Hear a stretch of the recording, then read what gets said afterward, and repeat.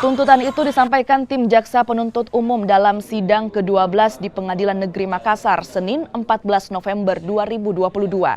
JPU meyakini Ishak Satut terbukti bersalah dalam kasus HAM berat di Paniai 2014 lalu.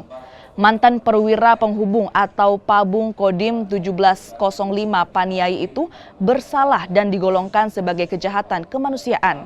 Atas tuntutan jaksa, kuasa hukum akan menyiapkan pembelaan. Bupati Purnawirawan Ishak Satut telah terbukti secara sah dan meyakinkan bersalah melakukan tindak pidana pelanggaran hak asasi manusia yang berat berupa kejahatan terhadap kemanusiaan depan Pengadilan Hak Asasi Manusia, dan kedua pasal 42 ayat 1 huruf A dan huruf B atau pasal 7 huruf B, pasal 9 huruf H, pasal 40 Undang-Undang Nomor 26 Tahun 2000 tentang Pengadilan Hak Asasi Manusia. Menjatuhkan pidana kepada terdakwa Mayor Bupati Purnawirawan Ishak Satut oleh karenanya dengan pidana penjara selama 10 tahun.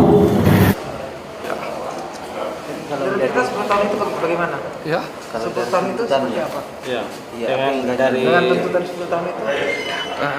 Kalau menurut saya sebagai penasihat hukum, tuntutan yang diberikan kepada terdakwa ini tidak benar. Sehingga tidak sesuai, tidak memenuhi unsur pelanggaran HAM.